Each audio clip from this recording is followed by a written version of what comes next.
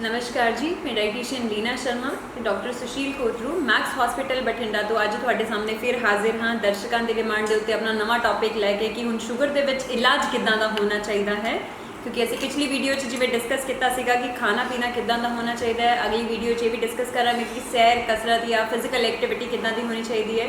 तो अपना तीजा स्टैप सीगा लाइफस्टाइल चेंज दे विच कि दवाइयाँ या ड्रग मैनेजमेंट या इलाज शुगर दे विच किवें दा होना चाहिए। तो मैं दरखास्त करती हाँ डॉक्टर सुशील कोतरू नूं रिक्वेस्ट करती हाँ कि अपने दर्शकों नूं यह जानू करान कि शुगर दे विच किदां दा इलाज होना ज़रूरी है।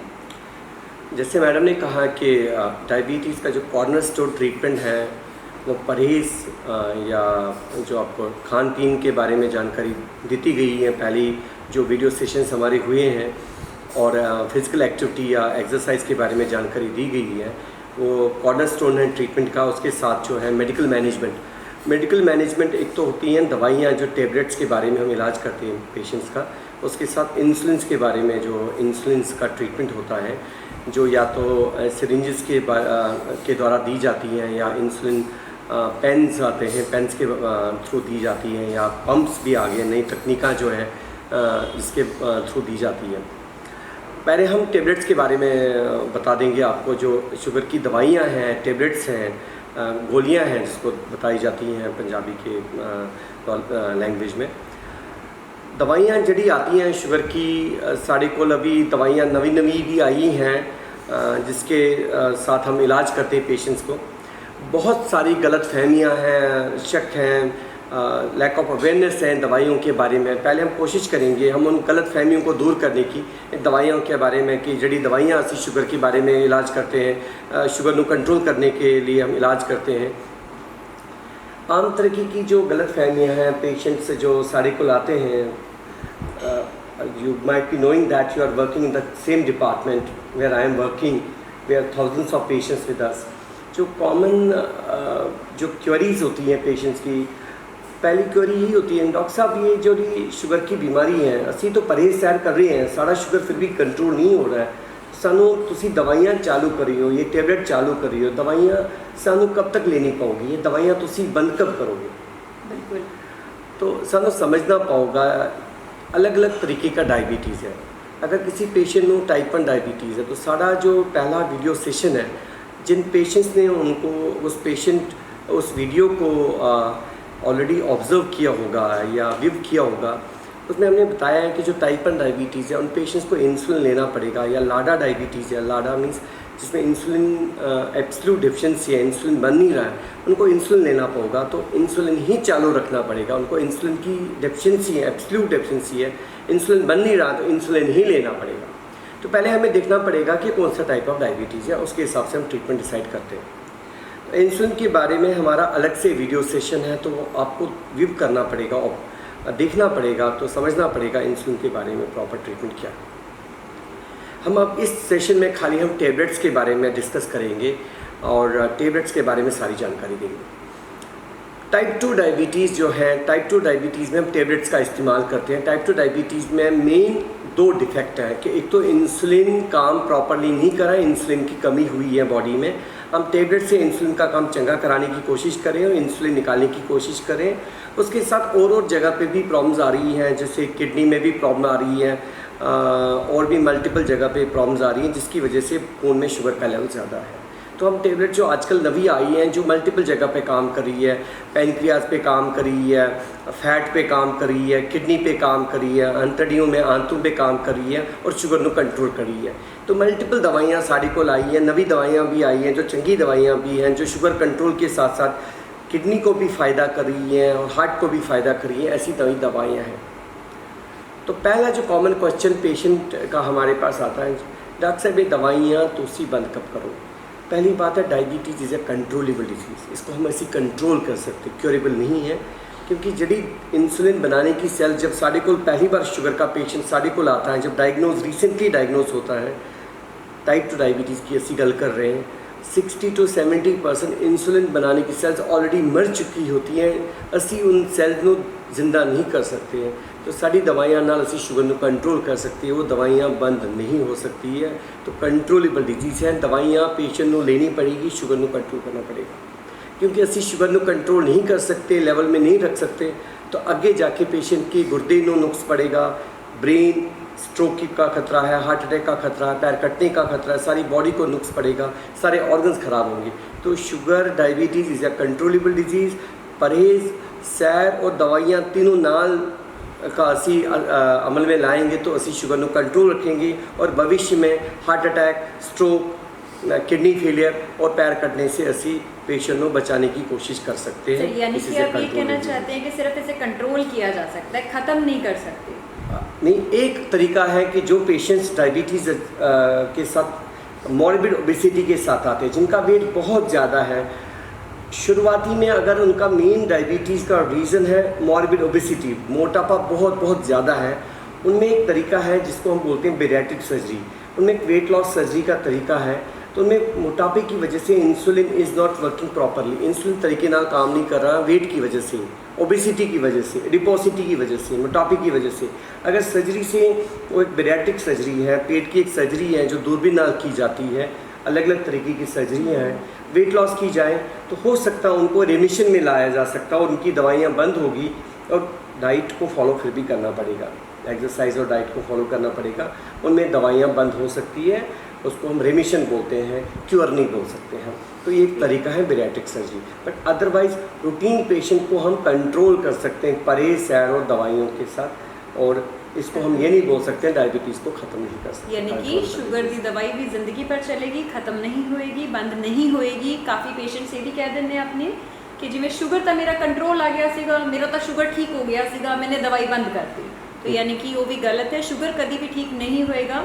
जिस दवाई दे नाल कंट्रोल आ रहा है तो वो लेनी ज़रूरी है, यानी कि उस दवाई की थानू ज़रूरत है। दवाइयों का डोज कम कर सकते हैं। कुछ पेशेंट्स अपना शुगर, जो शुरुआत में शुगर हाई रहता है तो असी शुगर को कंट्रोल कर सकते हैं। जब शुगर कंट्रोल होगा तो थोड़ा बहुत माड़ा मोटा इंसुलिन अंदर से बनना स्टार्ट होता है। असी की करते हैं, जब शुगर हाई रहता है उसको ग्लूकोटॉक्सिसिटी बोलते हैं। हाई शुगर नाल की होता है कि बॉडी में अपना इंसुलिन अंदर से बनने वाला वो सप्रेस हो जाता है, मोटी तरीके से दब जाता है। तो असी शुगर बारों दवाइयां नाल कंट्रोल करेंगे, इंसुलिन नाल कंट्रोल करेंगे, वो माड़ा मोटा इंसुलिन बनना स्टार्ट होता है। असी बारों दवाइयां का डोज घटा सकते हैं शुरुआत में, बट दवाइयां ले नहीं पाओगी। शुगर की दवाइयां बंद नहीं करनी चाहिए। This is a controllable disease. Dose असी घटा सकते हैं शुरुआत में, बट ज़्यादातर पेशेंट्स देखना पड़ेगा कि diabetes is a progressive disease. With time आपकी इंसुलिन बनाने की कैपेसिटी या सेल्स कम हो जाती है और टाइम नाल दवाइयाँ बढ़ानी पड़ती है। अगर तुसी परहेज सैर नहीं करोगे, शुगर ਨੂੰ कंट्रोल नहीं कर सकते और दवाइयाँ तुसी छड़ देते हो, तुसी दवाइयाँ अमल नहीं कर सकते, दवाइयाँ प्रॉपरली फॉलो नहीं करते, तो देखा जाता है पेशेंट्स की दवाइयाँ टाइम नाल बढ़ती है। तो मेरा कहने का मकसद यही है, प्लीज़ सैर करिए, परहेज़ करिए, वेट को कंट्रोल करिए, जो दवाइयाँ आपकी स्टार्ट हुई है उसको प्रॉपरली लीजिए, शुगर को कंट्रोल करिए, दवाइयों में नागा या गैप नहीं पाइए और अपनी मर्ज़ी से दवाइयाँ बंद नहीं करिए। तो अगर पेशेंट दवाइयाँ बंद कर दिंदा, यानी कि तुसी यही कहना चाहते हो उस नाल ही पेशेंट की प्रॉब्लम बढ़ती है, जो कि पेशेंट नहीं समझ पा रहा। क्योंकि अगर सेम दवाई, मतलब थोड़े टाइम बाद अगर पेशेंट आंदा, पेशेंट दवाई बंद कर दिंदा है, शुगर का लेवल हाई जाएगा, उससे इंसुलिन का लेवल होर घटेगा, जिस नाल की सेम दवाई दोबारा असर नहीं करेगी। पेशेंट कहेगा कि पहला तो मैंने इस दवाई नाल कंट्रोल आ रहा सीगा, हुण मैंने उसी दवाई दे नाल कंट्रोल क्यों नहीं आ रहा। ठीक है, उस तो बाद दवाई होर वधानी पएगी, दवाई लिए खर्चा भी पेशेंट का बढ़ेगा, खर्चे दे नाल पेशेंट का स्ट्रेस बढ़ेगा और वो साइकिल पूरा चल रहा है। बिल्कुल, यानी कि पेशेंट अपनी प्रॉब्लम बढ़ा रहा है उसमें। बिल्कुल, दवाइयाँ का गैप आने की वजह नाल जब शुगर बढ़ता है तो शुगर अपनी इंसुलिन बनाने की सेल्स पे और स्ट्रेस डालता है, तो उस नाल जी सेल्स पहले जिंदा थी वो और कम हो जाएगी और मरेगी, तो जी इंसुलिन बनाने की कैपेसिटी और कम हो जाएगी। तो सानू की करना पड़ेगा, आगे जाके दवाइयाँ का डोज और बढ़ाना पड़ेगा, तो ये प्रॉब्लम्स आ जाती है। तो अगर शुरुआत दे विच ही अगर शुगर का पता चले, चाहे कोई तकलीफ है चाहे नहीं है, अगर यानी कि जिवें तुसी कह रहे हो, अगर उसी समय पेशेंट अपना ट्रीटमेंट लेंदा है तो वो सस्ता भी होएगा। बिल्कुल, शुरुआत में ही शुगर का इलाज चालू करना चाहिए, उसका दवाइयों का डोज कम भी रहेगा और इससे पहले कि कॉम्प्लिकेशंस हो तुसी कंट्रोल में रखोगे शुगर को, तो आगे जाके कॉम्प्लिकेशंस को तुसी प्रिवेंट करोगे और कट दवाइयाँ नाल जिंदगी भर सौखा रहेगा और बेटर रहेगा और छेती इंसुलिन की लोड नहीं पड़ेगी। हाँ, छेती इंसुलिन की लोड नहीं पड़ेगी, बट शुरुआत में प्रॉपर ट्रीटमेंट की ज़रूरत पड़ेगी और आपका फ्यूचर भविष्य सेफ रहेगा। और यही सही जानकारी ना होने करके ही साडे पेशेंट ਨੂੰ शायद समय ਤੇ ट्रीटमेंट नहीं मिल पाता, जिस करके ਉਹਨਾਂ ਦੀ तकलीफां होने लग जाए। सही टाइम पे डायग्नोसिस, समय पर डायग्नोसिस, सही टाइम पर डायग्नोसिस, सही टाइम पर treatment, because of lack of awareness. इसीलिए हम आज कोशिश कर रहे हैं through proper social media patients को अवेयर करने की कोशिश कर रहे हैं। हमारी कोशिश है, हम कोशिश कर रहे हैं कि ये कोशिश सफल हो जाए और ज़्यादा से ज़्यादा लोग इस वीडियो को सब्सक्राइब करें और देखें इस वीडियो को, यही हमारा मकसद है। जिस नाल उन्होंने किसी भी तरीके नाल कोई फ़ायदा पहुँच पाए और सही ट्रीटमेंट ले पान, चाहे वो इंडिया दे विच हैं चाहे इंडिया तो बाहर रह रहे हैं। दूसरी दवाइयों के बारे में जो गलतफहमियाँ और हैं कि डॉक्टर साहब ये दवाइयाँ हम लेंगे तो क्या इसकी आदत पड़ेगी, तो यही मैडम ने कहा कि इसकी ज़रूरत है, आदत नहीं है।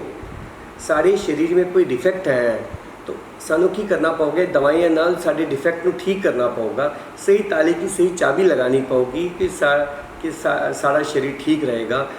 जड़ी सेल्स मर चुकी हैं, मैंने कहा शुरुआत में डायबिटीज़ डायग्नोज होने पे ऑलरेडी 60 to 70% जड़ी सेल्स इंसुलिन बनाने की मर चुकी है, उसी इसको ज़िंदा नहीं कर सकते और insulin is not working properly. Insulin काम सही तरीके नाल नहीं कर रहा है क्योंकि पेट के अंदर जड़ी चर्बी लिवर और आसपास में है, तो डिफेक्ट को ठीक करने के लिए प्रॉपर दवाइयाँ दी गई हैं, तो उस डिफेक्ट को ठीक करना पड़ेगा। ये ज़रूरत है, आदत नहीं है। दवाइयाँ शुरुआत में लेंगे कम रहेगी, सस्ती रहेगी, प्रॉपर रहेगा और भविष्य में कोई कॉम्प्लिकेशन नहीं होगी। ये ज़रूरत है, आदत नहीं है। दिमाग में ये रखने की ज़रूरत नहीं है कि भाई आदत पड़ेगी। इस वजह से पेशेंट क्या करता है, दवाई नहीं लेता, डॉक्टर साहब अभी नहीं लूँगा, बाद में लूँगा जब तकलीफ़ होगी, और पेशेंट बाद में जब तकलीफ होने के बाद, एक मैम ये लाइन में कंप्लीट करना चाहूँगा, पेशेंट 5-8 साल बाद जब दवाई चालू करता है ऑलरेडी नुकसान हो चुका होता है, इंसुलिन बनाने की सेल्स 80-90% ख़त्म हो चुकी होती हैं, तो तब ज़्यादा दवाएं भी लेनी पड़ेगी। नुकसान भी हो गया तो पेशेंट का नुकसान ही है, तो ज़्यादा दवाएं भी लेनी पड़ेगी और नुकसान हो चुका है जो ठीक नहीं कर सकते। ये गलतफहमी दूर करिए। जितना तुसी लेट दवाइयाँ चालू करोगे वो रिवर्स नहीं कर सकते और ऑलरेडी दवाइयाँ भी ज़्यादा लेनी पड़ेगी, उसमें कोई फ़ायदा नहीं। बट सर ठीक है, बिल्कुल तुसी सही कह रहे हो, लेकिन काफ़ी पेशेंट्स अपने इधर जो भी आस-पास के एरिया दे विच नॉलेज ना होने करके काफ़ी जने ये सोचते हैं कि अगर दवाई लवांगे तो इसकी आदत पै जाएगी या लिवर के उत्ते असर करेगी या किडनी के उत्ते असर करेगी, इस करके पेशेंट जब तक तकलीफ नहीं आती ट्रीटमेंट ही नहीं लेंगे। उस बारे तुसी की कहना चाहते हो कि शुगर की दवाई क्या उन्होंने सच्ची लिवर दे विच या किडनी दे विच नुकसान कर सकती है? बिल्कुल मैडम, आपने बहुत इंपॉर्टेंट क्वेश्चन उठाया है। कॉमन लोगों को ये दिमाग में है कि ये दवाइयाँ किडनी पर नुकसान करती हैं, लिवर को नुकसान करती हैं, इसमें साइड इफ़ेक्ट्स इतने हैं। तो इस पर मैं कहना चाहूँगा कि जी दवाइयाँ जब हम इस्तेमाल करते हैं, पेशेंट की प्रॉपर टेस्टिंग होती है, पेशेंट की उम्र कितनी है, पेशेंट का वज़न कितना है, पेशेंट का stage of diabetes, proper testing होती है। तो उसके बाद डिसाइड किया जाता है कि पेशेंट को कौन सी दवाई देनी चाहिए। ठीक है मैम, तो ये सारी दवाइयाँ एविडेंस बेस्ड है। एविडेंस बेस्ड मेडिसिन मीन्स हमें देखना पड़ता है stage of diabetes, weight of diabetes, male है कि फीमेल है। मेल मीन्स मर्द है कि आदमी, औरत है, लेडी है कि आदमी है। किडनी का स्टेज टेस्टिंग करते हैं हम, लिवर का टेस्टिंग करते हैं, हार्ट पेशेंट है कि नहीं है।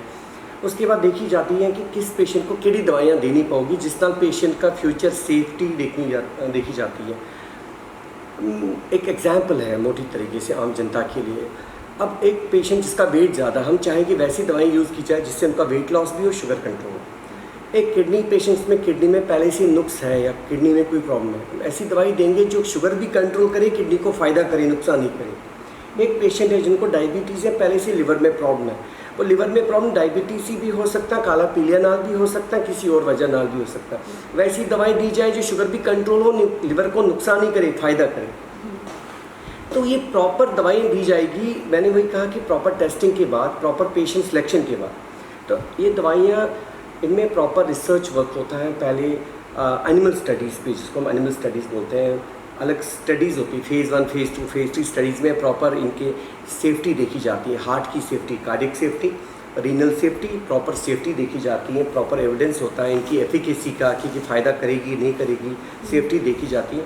तो ये हमारे पास सारा रिसर्च वर्क होने के बाद, हम देखने के बाद हमारे पास सारा एविडेंस है, सारा प्रूफ है कैसे पेशेंट को ये फ़ायदा करेगी। इसके बाद हम इस्तेमाल कर रहे हैं पेशेंट्स को, और ये बहुत इम्पॉर्टेंट है। प्रॉपर सिलेक्शन ऑफ पेशेंट करने के बाद हम देखते हैं कि इस पेशेंट को कौन सी मेडिसिन यूज़ की जाएगी। और हमारे पास ये भी पेशेंट है, हमारे पास ये एविडेंस है कि आउट ऑफ 100,000 पेशेंट या आउट ऑफ 1000 पेशेंट एक पेशेंट में ये देखा गया साइड इफेक्ट। हमारे पास ये जानकारी है।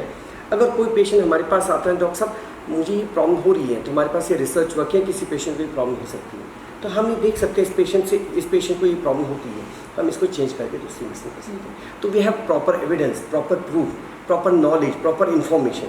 तो इसलिए हम प्रॉपर सिलेक्शन पेशेंट करके प्रॉपर मेडिसिन यूज़ करेंगे। प्रॉपर एक्सपर्टाइज है हमारी इस मेडिसिन के बारे में, प्रॉपर नॉलेज है। तो मैंने वही कहा, सही ताले की सही चाबी लगाएंगे तो प्रॉपर ताला खुलेगा। तो प्रॉपर यूज़ करेंगे मेडिसिन को तो ताला अगर सही गलत चाबी लगाएंगे ताले की तो खराब हो जाएगा। तो मुझे लगता है कि प्रॉपर बेनिफिट्स और रिस्क का भी देख लेते हैं हम। बेनिफिट्स इतने ज़्यादा हैं, कोई माइनर कोई रिस्क भी अगर होते हैं तो जिसके रिस्क के बारे में नॉलेज है तो हमें रिस्क बेनिफिट्स देखने चाहिए। बेनिफिट्स इतने ज़्यादा हैं तो पेशेंट की लाइफ लॉन्ग करना है, किडनी फेलियर को बचाना है, हार्ट फेलियर को बचाना है, स्ट्रोक को बचाना है, तो हमें बेनिफिट्स को देखना पड़ेगा। बेनिफिट्स देख के हमें इन मेडिसिन को यूज़ करना पेशेंट। यानी कि अगर आप सोच समझ के पेशेंट दे हिसाब नाल कि हाँ किस उम्र का पेशेंट है, आदमी है या औरत है, उसके टेस्ट की है, अगर सारा कुछ अगर आप देख के दवाई दवाएंगे तो दवाई नुकसान नहीं करेगी। सारी जानकारी तो बाद अगर दवाई दी जाएगी तो दवाई नुकसान नहीं करेगी। अच्छा सर, मेरा यही क्वेश्चन सीगा कि काफ़ी पेशेंट्स ऐसे भी आने हैं जो कहते हैं कि अगर सानू देसी दवाई दे नाल, काफ़ी पेशेंट्स की करते हैं घर दे विच ही खुद ही कुछ ना कुछ मेडिसिन हैं या कोई देसी नुस्खे हैं उस नाल खुद ही दवाई बना लेंदे हैं, या काफ़ी आस-पास वाले उन्होंने लोग दस देंगे हैं कि अगर तुम इन्हों मिक्स करके लोगे या ये वाली दवाई ले लोगे, देसी नुस्खा कोई दस दिन है फॉलो करोगे तो शुगर कंट्रोल आ जाएगा या ख़त्म हो जाएगा या इंसुलिन जिंदा हो जाएगा, गारंटेड इलाज है ना। उस बारे तुसी की कहना चाहोगे? क्योंकि पेशेंट ये कहते कि अगर मैंने देसी नुस्खे दे नाल शुगर कंट्रोल आ रहा है तो मैं दूसरी दवाई क्यों लवां। काफ़ी पेशेंट ये सोचते हैं कि देसी नुस्खे का कोई नुकसान नहीं है। हाँ जी, आजकल बहुत सारे दवाइयाँ ऐसी अवेलेबल हैं, मार्केट में भी हैं। ज़्यादातर गांव के एरियाज़ में ऐसी दवाइयाँ हैं जो लोग बेचना स्टार्ट कर देते हैं। देसी दवाइयाँ ऐसी हैं और पेशेंट बाई भी कर देते हैं, जिसके बारे में ये एडवर्टीजमेंट्स कॉमन है कि ये दवाइयाँ इन शुगर को कंट्रोल करेगी, जड़ी इंसुलिन बनाने की सेल्स को उसको ज़िंदा करेगी, इंसुलिन को ज़िंदा करेगी, शुगर की बीमारी को ख़त्म करेगी, शुगर को कंट्रोल करेगी। बट ऐसा सही नहीं है।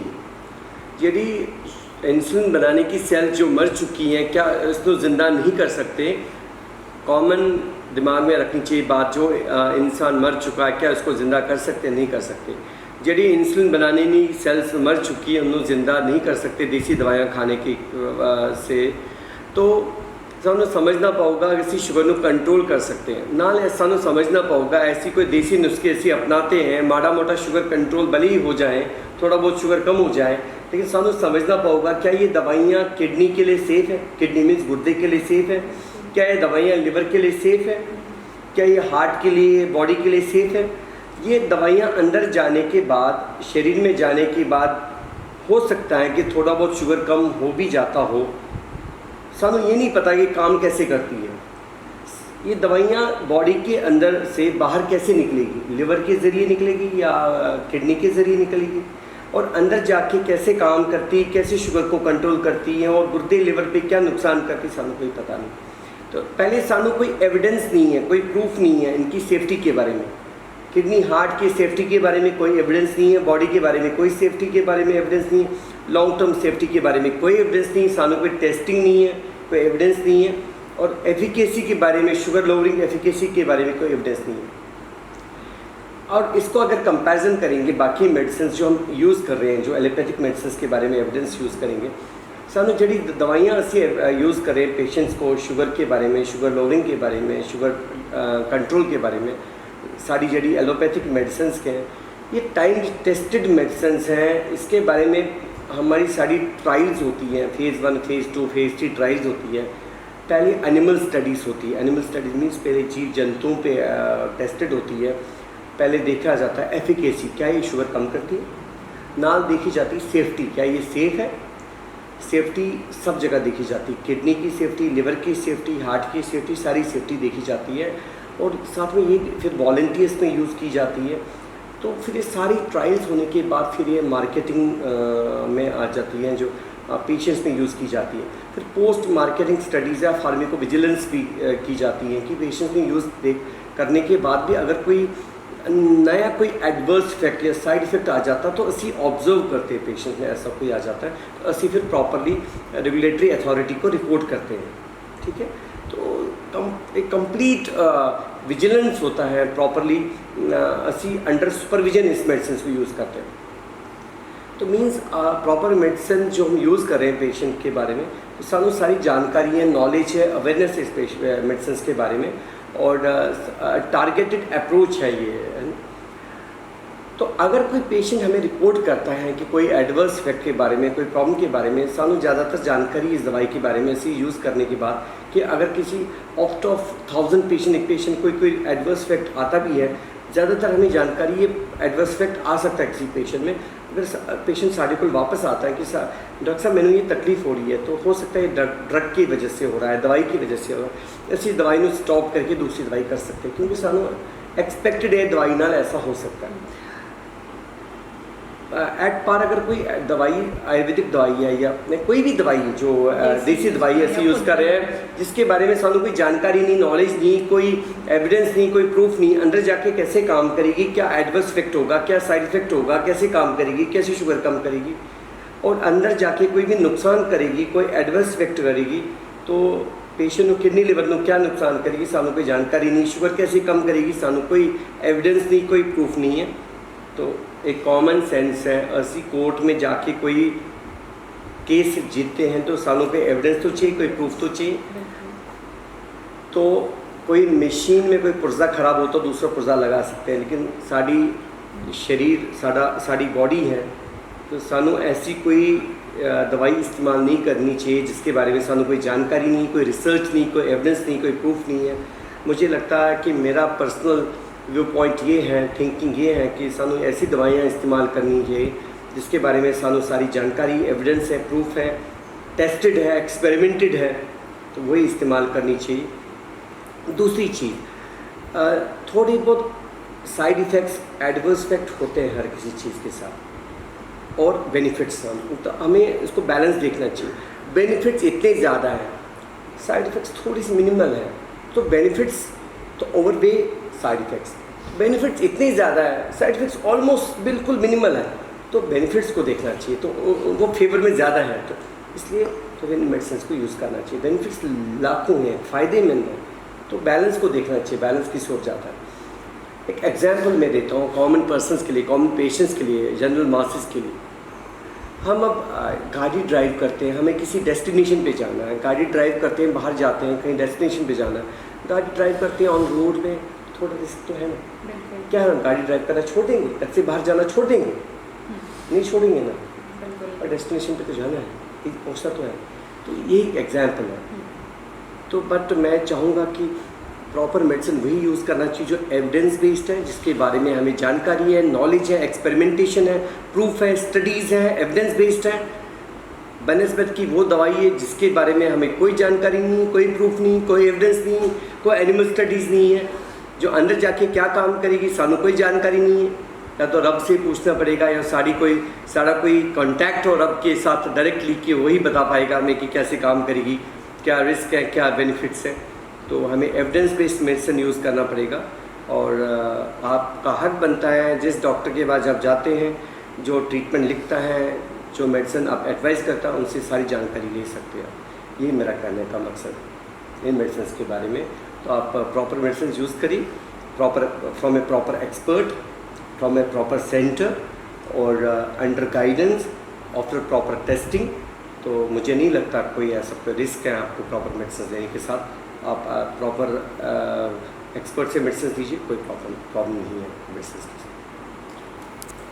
अच्छा डॉक्टर साहब, काफ़ी पेशेंट कह देने हैं कि अगर साਡਾ शुगर कंट्रोल नहीं आ रहा, एक हफ्ते बाद ਅਸੀਂ चेक करते हाँ उदों भी अगर हाई आ रहा है, क्या उन्होंने अपनी मर्जी नाल ही डोज बढ़ा लेनी चाहिए? काफ़ी पेशेंट खुद ही अपनी मर्जी नाल या तो डोज बढ़ा लेंगे, ठीक है, और उन्होंने शुगर कदों चेक करना चाहिए? शुगर भले आप एक वीक के बाद करते हैं, बट टाइम जो टेबलेट्स हैं उसका असर आने में कभी मैंने जैसे कहा कि 3 वीक्स 4 वीक्स लगता है। छेती दवाइयाँ नहीं बढ़ानी चाहिए, पेशेंट्स हमारे पास 1 मंथ के बाद आते हैं, तो पेशेंट्स कभी कभी अपनी मर्ज़ी से दवाइयों का डोज 1 वीक के बाद या 2 वीक्स 1 मंथ वेट करिए। 300 शुगर मारा नहीं, 60 मारा है, तो अगर शुगर एकदम डाउन हो जाए तो प्रॉब्लम्स आ जाएगी। बेटर है तो वेट करिए आप 1 मंथ का। इंसुलिन का असर छेती आ जाता है, इंसुलिन का डोज अप डाउन कर सकते हैं, तो 1 मंथ का वेट करना चाहिए टेबलेट्स का। अगर 1 मंथ के बाद आपका शुगर कंट्रोल है, जिस डोजेज से कंट्रोल आता है वो डोज कंटिन्यू करिए। पेशेंट का क्या करता है कि 1-1.5 महीने बाद जब शुगर कंट्रोल आता है, मान लीजिए 2 टेबलेट से या 3 टेबलेट से, पेशेंट अपने आप डोजेज कम कर दे।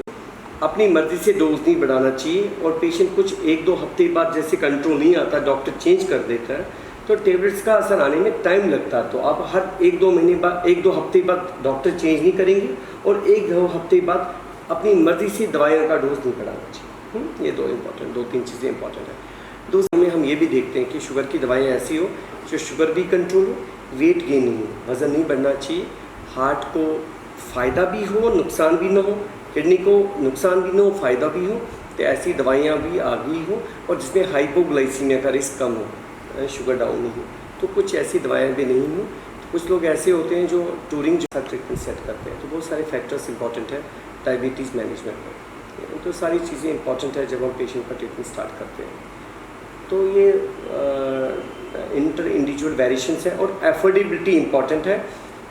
हम बेस्ट ट्रीटमेंट किसी का पेशेंट का प्लान करते हैं कि पेशेंट, लेकिन ट्रीटमेंट जो है उसका सारा एफर्ट अपनी ओन पॉकेट और हर ओन पॉकेट, तो पेशेंट क्या करेगा, 1 मंथ का ट्रीटमेंट लेके स्टॉप करेगा, तो लाइफ लॉन्ग ट्रीटमेंट लेना है, तो हमें ये भी देखना पड़ता है पेशेंट कितना एफर्ट करेगा जो लाइफ लॉन्ग ट्रीटमेंट लेगा। ये भी एक important social factor, financial factor है। तो हम पेशेंट से इम्पॉर्टेंट ये भी देखते हैं कि पेशेंट कितना ट्रीटमेंट पे खर्च कर सकता है, और उसी हिसाब से ट्रीटमेंट सेट करते हैं। कार्डिक इन्वॉल्वमेंट तो नहीं है, वेट का क्या है, मेल है कि फीमेल है, तो ये सारी चीज़ें इंपॉर्टेंट फाइन डिटेल्स लेने के बाद, अभी कंप्लीट फाइल बनने के बाद पेशेंट का, उसके बाद डिसाइड किया जाता है पेशेंट का ट्रीटमेंट प्लान क्या होता है। ये फाइन डिटेल्स इंपॉर्टेंट है पेशेंट का मैनेजमेंट के बारे में जब ट्रीटमेंट डिसाइड कर लेते हैं। और पेशेंट को 3 मंथ्स के बाद हम बुला लेते हैं, 40 टाइम्स आएगा, तो पेशेंट को 10 साल के बाद 400 टाइम्स नहीं आना पड़ेगा बार बार, किडनी के लिए, हार्ट के लिए, पैरों के लिए, क्योंकि बाद में सारी कॉम्प्लिकेशंस होनी चाहिए। कॉस्ट इफेक्टिवनेस हम इस चीज़ को बोलते हैं, अगर पेशेंट शुरुआत में थोड़ा बहुत ट्रीटमेंट लेके ऑन एन एवरेज 1 साल में 10,000 करता है, तो 10 साल के बाद जो 10 लाख रुपीज़ खर्च करना पड़ेगा अपनी किडनी के लिए, हार्ट के लिए, लिवर के लिए, पैरों के लिए, तो बेटर है कि 1 लाख रुपीज़ खर्च करके 10 लाख रुपीज़ सेव करता है, और वो कॉम्प्लिकेशन जो होने वाली है उसमें सारा ट्रीटमेंट, सारा पैसा खर्च होगा, सारा टाइम खर्च होगा, तो एक कॉस्ट इफेक्टिव ट्रीटमेंट में 4 बार आएंगे, 10 साल में 40 टाइम्स आना पड़ेगा, तो बाद में 400 टाइम्स नहीं आना पड़ेगा, क्योंकि हर 3 दिन में आना पड़ेगा डायलिसिस के लिए। तो दिस इज़ वेरी इंपॉर्टेंट। और मैडम से बेटर कोई पर्सन नहीं है जो काउंसिल कर रहे हैं पेशेंट्स को। कॉस्ट इफेक्टिव टाइम, थोड़ा खर्चा करने से आप बड़े खर्चे से बचेंगे, बड़े टाइम से बचेंगे। मैडम आप, मुझे लगता है बेटर पर्सन है कि इस बारे में आप थोड़ा 2-4 लाइनें बताना चाहोगे तो बताइए। Thank you. समराइज करेंगे तो ਅੱਜ ਦੇ ਵੀਡੀਓ ਤੋਂ, ਅੱਜ ਦੇ ਡਿਸਕਸ਼ਨ ਤੋਂ ਡਾਕਟਰ ਸੁਸ਼ੀਲ ਜਾ ਕੇ ਮਤਲਬ ਫਿਊਚਰ ਦਾ ਵੱਡਾ ਖਰਚੇ ਤੋਂ ਕਿਵੇਂ ਬਚ ਸਕਦੇ ਹਾਂ, ਵੱਡੀ ਤਕਲੀਫ ਤੋਂ ਕਿਵੇਂ ਬਚ ਸਕਦੇ ਹਾਂ, ਨਾਲੇ ਅੱਜ ਆਪਾਂ ਨੂੰ ਇਹ ਪਤਾ ਚੱਲਿਆ ਕਿ ਆਪਣੇ ਲਈ ਸਹੀ ਸਮੇਂ ਤੇ ਟ੍ਰੀਟਮੈਂਟ ਸ਼ੁਰੂ ਕਰਨਾ ਕਿਉਂ ਜ਼ਰੂਰੀ ਹੈ।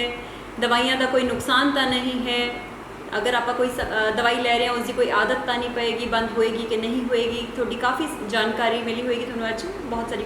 अज तुसीं साडे नाल आए तो सानू इन्नी जानकारी दी, तो अज के डिस्कशन दे विच आपां नू ये जानकारी मिली कि देसी दवाइयां का की फ़ायदा है या की नुकसान है, शुगर का ट्रीटमेंट समय पर शुरू करना क्यों ज़रूरी है ताकि अगे की तकलीफ तो किवें बचिया जाए।